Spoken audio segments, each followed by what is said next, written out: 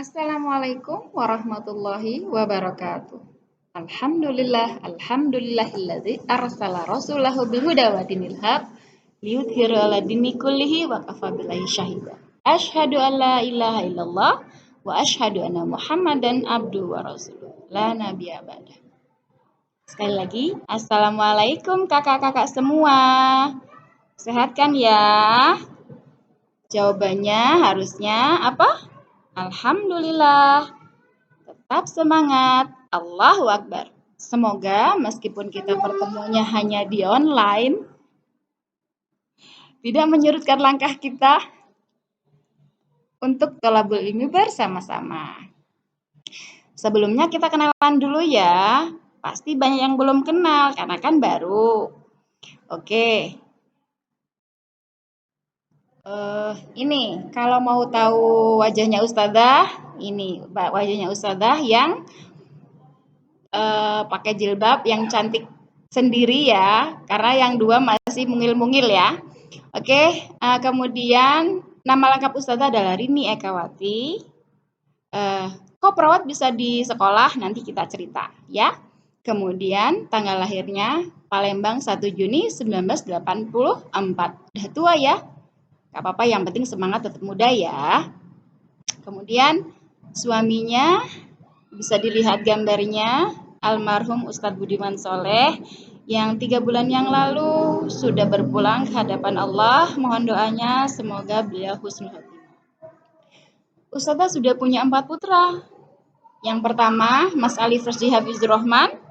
Mas Alif ini sekarang duduk di kelas 7A SMP IT Abu Bakar. Kemudian yang kedua Mas Ilyas Hafizur Rahman Al-Ghifari, kelas 4B SDIT Lukman Al-Hakim.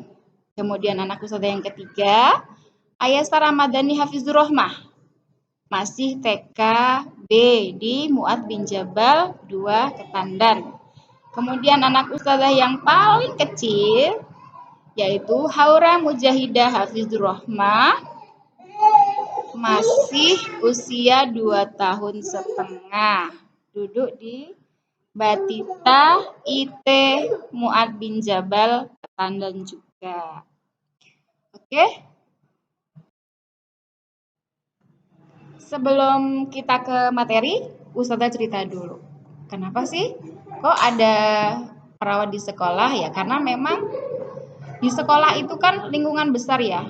Harus paling enggak harus ada yang mengkoordinasi, mengawasi kesehatannya. Jadi Ustadzah ada di sekolah. Jadi di sekolah kita itu kita punya dokter gigi, kita punya dokter umum, dan punya perawat.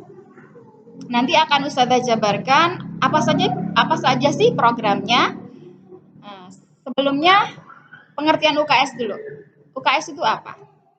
UKS adalah upaya membina dan mengembangkan kebiasaan hidup sehat yang dilakukan secara terpadu melalui program pendidikan dan pelayanan kesehatan. Jadi ada trias UKS ya namanya.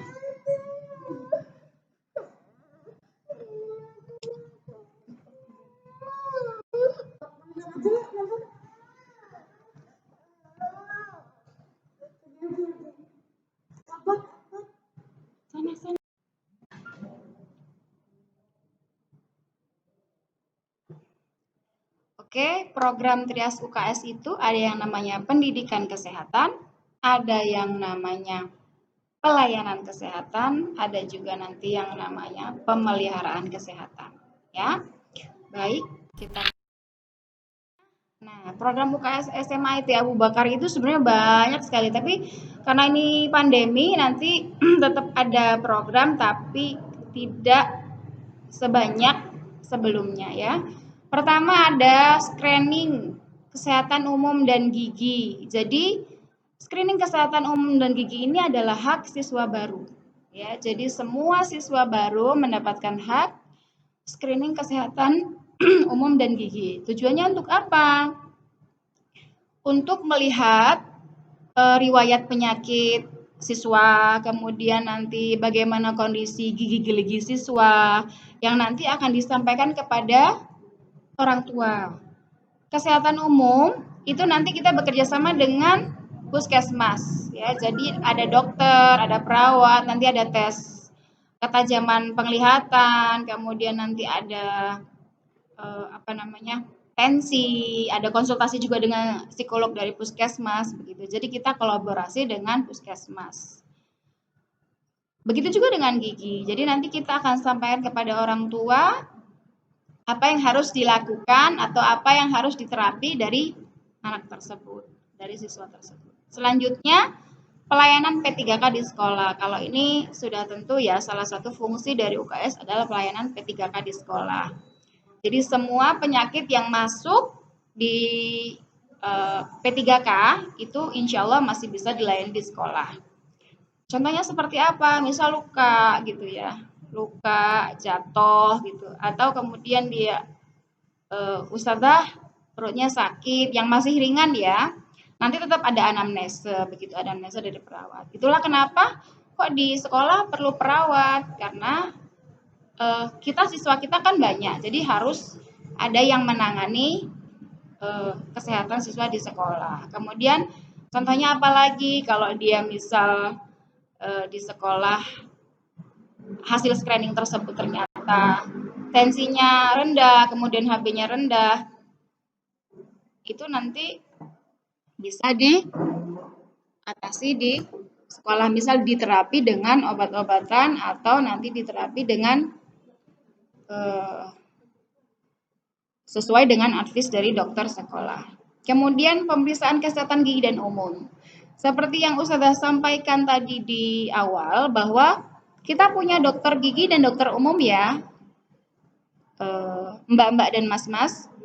Jadi pemeriksaan kesehatan gigi itu nanti kalau mengikut jadwal yang kemarin itu dokter gigi ada di sekolah itu hari Senin jam 9 sampai dengan jam 11. Begitu juga kesehatan umum. Tapi memang tidak bisa diterapi ya. Kalau kesehatan gigi di sekolah tidak bisa diterapi, tapi paling tidak bisa konsultasi gigi ya.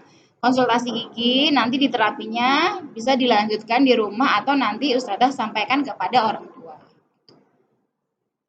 Begitu juga dengan kesehatan umum. Nanti akan ada dokter dari dokter sekolah ya. Itu mengikut jadwal yang kemarin itu Rabu jam 9 sampai dengan jam 11. Atau nanti kita buatkan janji kepada dokter umum. Program selanjutnya apa? Yaitu visite. Visite apa? Kunjungan ya. Kunjungan siswa yang sakit di asrama. Siswi kalau sekarang karena SMA IT Abu Bakar Yogyakarta itu hanya menerima siswa di asrama putri. Jadi berarti visite siswi yang sakit di asrama. Emang ada US yang sakit? Oh, banyak. Entah itu sakitnya alasannya memang dia sakit atau memang karena psikologi. Awal-awal biasanya kalau masuk asrama yang masih kangen sama orang tua atau memang belum kuat dengan lingkungan di asrama. Wajar ya, yang namanya adaptasi penyesuaian itu wajar. Itu nanti akan ada kunjungan dan ustadzah memang menjadwalkan kunjungan siswi yang sakit di asrama. Kemudian selanjutnya adalah seminar dan talkshow kesehatan. Seminar dan talkshow kesehatan. Jadi nanti kalau kita tidak pandemi itu nanti akan ada penyuluhan ya. Penyuluhan entah itu dari ustazah atau dari dokter sekolah atau nanti dari puskesmas atau dari dinas kesehatan itu pasti ada seminar dan talkshow. Dan nanti talkshow tersebut entah nanti kita bikin seperti stadium general atau nanti kita pilih anak-anaknya begitu. Kemudian program selanjutnya ada pelatihan P3K untuk siswa yang terpilih. Karena tidak semua anak loh suka dengan P3K. Ada juga yang takut darah masalahnya ya. Melihat darah sudah semaput. Ada kan? Nah, jadi memang pelatihan P3K itu hanya untuk siswa yang terpilih ya. Siswa yang terpilih yang memang mau berminat untuk menjadi, kalau di SD namanya dokter kecil ya, tapi kalau di SMA IT itu namanya kader kesehatan remaja atau BSMR, bulan sabit merah remaja. Jadi itu nanti membantu tugas-tugas utama di sekolah. Gitu. Program selanjutnya ada observasi kebersihan asrama dan sekolah. Jadi ada observasi kebersihan asrama. Nanti Ustazah datang ke asrama, tapi tidak diberitahu ya kapan Ustazah datangnya. Yang namanya sidak. Jadi Ustazah ke sekolah atau Ustazah ke asrama itu sidak. Jadi nggak bilang-bilang dulu, paling yang tahu hanya musyrifah ya. Paling yang tahu hanya musyrifah. Ustazah melihat kamar per kamar, bersih atau tidaknya, rapi atau tidaknya. Karena kadang-kadang karena sibuk mungkin atau karena buru-buru atau karena antri mandi atau karena bangun kesiangan, banyaklah ya alasan. Tapi itu nanti bisa dikomunikasikan bersama musyrifah atau bersama teman sekamarnya ya untuk kebersihan asrama dan kerapian asrama, karena kebersihan itu sangat penting, apalagi seorang muslim ya. Kebersihan itu adalah sebagian dari iman kan. Kemudian kebersihan sekolah juga demikian ya. Selanjutnya ada nanti setelah observasi kebersihan asrama dan sekolah itu ada juga program yang namanya kebersihan kelas, kebersihan asrama begitu ya, dan nanti akan ada reward bagi yang dia memang asramanya bersih, asramanya rapi, atau kamarnya bersih atau kamarnya rapi begitu. Program selanjutnya adalah smooth list 10 menit untuk lingkungan bersih dan sehat. Itu kalau 2 tahun atau setahun yang lalu itu ada namanya clean time. Jadi memang ada waktu untuk bersih-bersih khusus ya, khusus untuk untuk kita bersih-bersih ruangan, lingkungan kelas atau lingkungan sekitar sekolah. Itu tadi program dari UKS SMA ITB Abu Bakar. Sebenarnya ada banyak sekali, tapi ini Ustazah ambil yang poin-poin pentingnya saja. Sejak pandemi banyak sekali hal yang berubah ya. Dan yang namanya pandemi itu tidak hanya di sekolah aspeknya berubah. Jadi seluruh aspek itu berubah ya. Seluruh aspek itu berubah.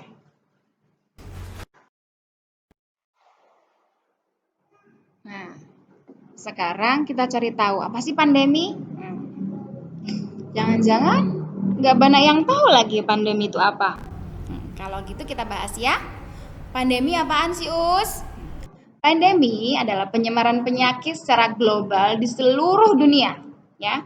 Wabah penyakit yang masuk dalam kategori pandemi adalah penyakit yang menular dan memiliki garis infeksi berkelanjutan. Maka jika ada kasus terjadi di beberapa negara lainnya selain negara asal, coba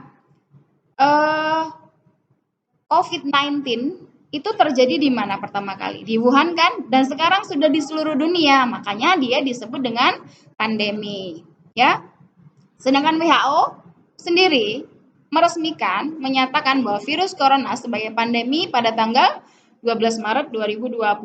Berarti kita memang harus hati-hati karena bukan lagi sesuatu yang sesuatu yang kita harus remehkan, bahwa pandemi itu adalah global, seluruh dunia kena gitu ya. Coba, kan ini sudah 3 bulan yang lalu ya, 3 bulan yang lalu ya, COVID-19 itu 3 bulan yang lalu. Ada yang masih ingat nggak apa itu COVID-19? Ya, COVID-19 coronavirus disease yang ditemukan di Wuhan pada Desember 2019 ya. Kenapa dia dinamakan COVID-19? Karena ditemukannya 2019. Dan sampai kini pertambahan kasusnya tuh masih merangkak naik loh, bukan menurun ya. Jadi jangan tertipu dengan istilah new normal, karena kalau menurut Dinas Kesehatan bahwa lebih banyak orang yang OTG sekarang, orang yang tanpa gejala dan memiliki daya tahan tubuh yang baik sehingga dia nggak menimbulkan gejala apa-apa. Ya, tapi ketika di rapid test ternyata hasilnya positif. Nah, itu yang harus kita waspadai, ya. Kalau yang OTG begitu harus kita waspadai.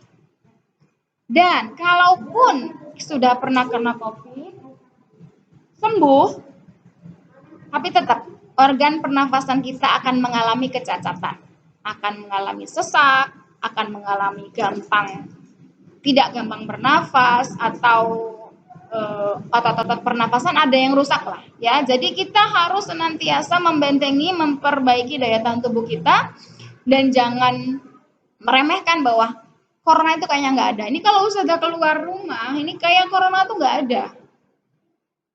Ustazah juga masih sering sekali menemukan orang nggak pakai masker. Ustazah masih sering sekali menemukan orang yang dia maskernya buka tutup gitu ya. Ustazah masih sering sekali menemukan orang yang ya berkerumun, ngobrol gitu ya. Kemudian tidak rajin cuci tangan gitu. Takut itu sama Allah saja benar, tapi kita harus ada ikhtiar, ya kan? Harus ada ikhtiar. Kalau memang nggak takut sama Allah, ya ini ya, bukan orang Muslim ya. Selanjutnya, kita harus gimana sih Ustazah gitu ya? Ini Ustazah menjelaskan tentang pandemi ya, karena kita sekarang dalam masa pandemi begitu ya. Kok ini banget sih, expert banget kayaknya tentang pandemi. Iya, karena memang Ustazah dan seluruh tim perawat atau kesehatan yang ada di sekolah itu sangat hati-hati sekali ya. Kenapa sampai sekarang sekolahnya kok belum buka sih? Karena beberapa orang juga bertanya, di SMK sana sudah masuk, SMA sini sudah masuk, SMA itu belum masuk gitu ya. Karena kita menjaga, saling menjaga ya. So, harus gimana sih kita? Yang pertama adalah jaga kebersihan tangan. Maksudnya gimana sih? Ya rajin cuci tangan, dengan sabun apa aja. Bahkan cairan sabun pencuci piring pun boleh gitu ya. Kalau kita nggak menemukan sabun pencuci tangan, ya kita ketemunya sabun pencuci piring, ya nggak apa-apa gitu ya.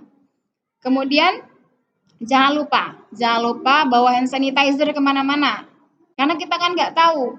Kalau kita dari jalan, kita ketemu siapa, habis megang apa, ya, ataupun kita habis megang benda apa yang memungkinkan penularan. Misal, megang handle pintu, gitu ya, megang uang, kemudian megang megang meja, megang laptop, HP, itu cepet banget ya penularannya dari situ.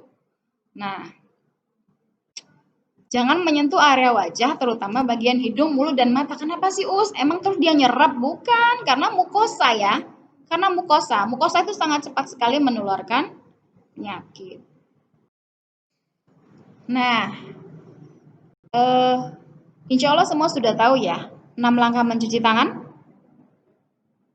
Kalau nanti bisa dilihat di sini gambarnya.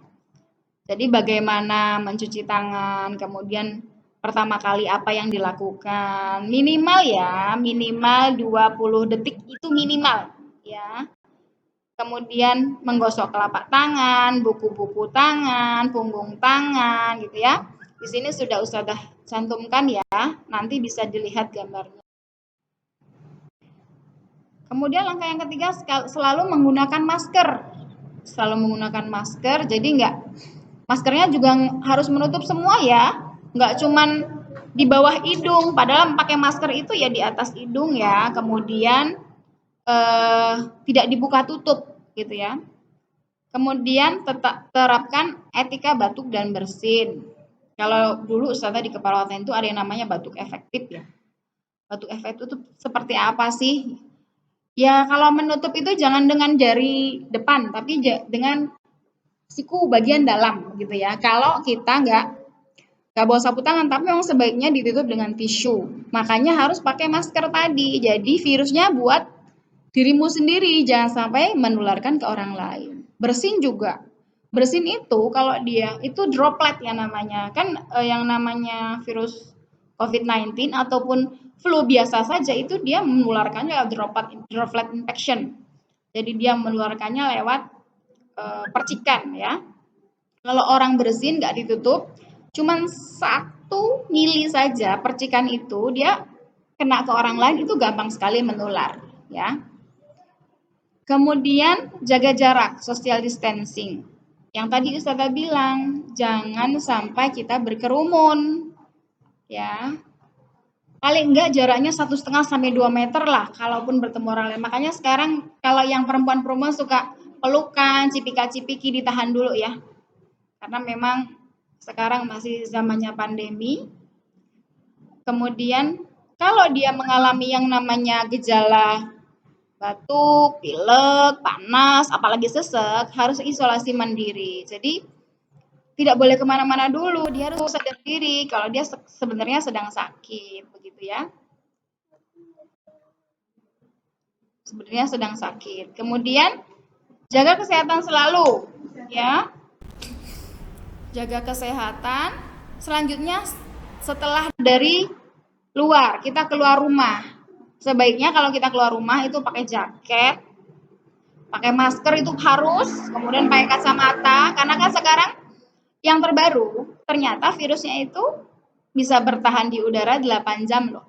Jadi ya kalaupun kita tidak berkerumun, dia bisa terbang, atau kalau kita pakai helm ditutup tuh, pakai kayak face shield itu ditutup, kacanya itu ditutup ya, kaca helm itu ditutup.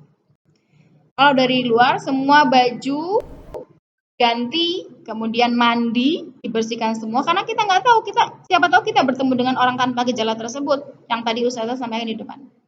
Kemudian makan makanan yang bergizi untuk menunjang imunitas. Nah, kalau yang Ustazah tahu nih anak-anak zaman sekarang itu dia mengutamakan keinginan, bukan kebutuhan. Yang penting enak di lidah ya, padahal nanti kalau sudah di perut sama aja ya. Makan makanan yang bergizi itu apa? Nggak harus ayam terus makanannya. Ada sayur, ada buah, ya kan? Ada lauk pauk, bisa juga minum susu, gitu ya. Dan sayur itu memang sangat baik ya, untuk daya tahan tubuh kita sangat baik, apalagi buah, sangat baik. Jadi jangan nanti aku juga suka sayur kok enggak bisa ujuk-ujuk. Apalagi nih anak-anak perempuan ya, yang setiap bulan itu akan mengalami kehilangan darah kotor, itu harus diganti. Nah, digantinya dengan cara makan makanan yang menunjang untuk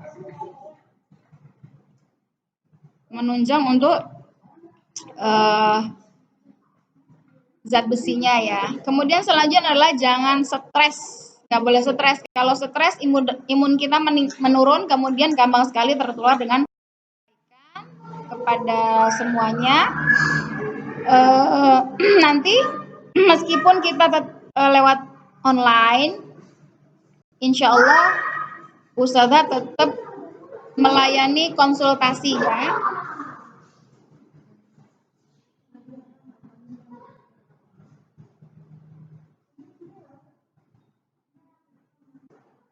Ustazah akan tetap melayani konsultasi, Ustazah akan tetap melayani pertanyaan-pertanyaan sekitar kesehatan dari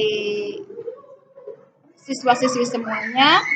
Semoga manfaat. Assalamualaikum warahmatullahi wabarakatuh.